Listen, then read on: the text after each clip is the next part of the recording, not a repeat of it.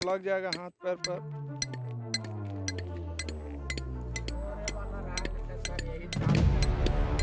अरे जी बताइए, कितने साल से आप ये कर रहे हैं? हम यहाँ पर 28/12/98 से लगल हैं सर। अच्छा। मगर 2014 से हम सीढ़ी में भरपूर लग गए। अच्छा। इससे कि हम अब मरे या बचे। बिहार में दशरथ मांझी की तरह एक और कहानी सामने आई है। जहानाबाद में 1500 फीट ऊंचे पहाड़ को छेनी हथौड़ी से काटकर एक शख्स ने 400 सीढ़ियां बना दी।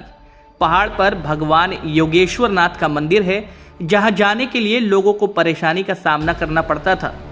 गनौरी पासवान ने अपने परिवार और गांव वालों की मदद से 8 साल में इस काम को पूरा किया है। अब इस मंदिर तक पहुंचने में टाइम भी कम लगता है और ज्यादा परेशानी भी नहीं होती। गनौरी माउंटेन मैन दशरथ मांझी को अपना आदर्श मानते हैं। ये मंदिर जहानाबाद से 30 किलोमीटर दूर है।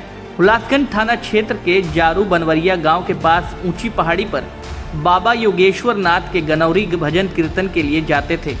घंटों मशक्कत के बाद वहां पहुंच पाते थे। कई बार कांटे और नुकीले पत्थरों से घायल भी हो जाते थे। महिलाएं तो और भी मुश्किल से पहुंच पाती थी। यह देख गनौरी पासवान ने बाबा योगेश्वर नाथ धाम तक रास्ता सुगम बनाने की ठान ली। पत्थरों को काटकर सीढ़ी बनाने की शुरुआत की। मंदिर तक पहुंचने के लिए एक नहीं बल्कि 2 रास्ते बनाए।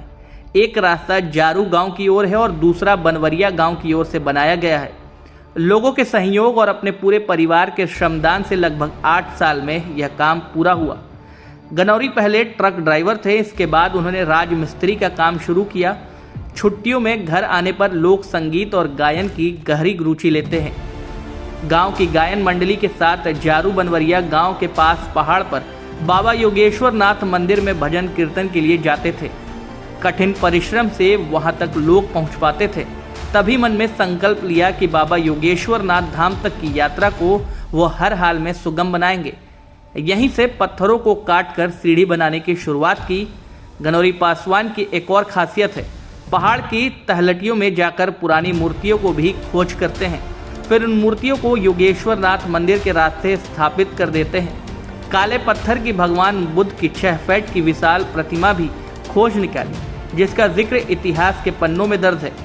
पर्यटन स्थल बनाने की चाहत गनौरी पासवान कहते हैं कि उन्हें पता नहीं कहां से ऐसी शक्ति मिलती है जिससे वो दिन रात पहाड़ों में छेनी हथौड़ी लेकर खोया रहते हैं। अब एक ही संकल्प है कि योगेश्वर नाथ मंदिर को पर्यटक स्थल के रूप में पहचान मिले। इस काम में पत्नी बेटे का भरपूर सहयोग मिल रहा है।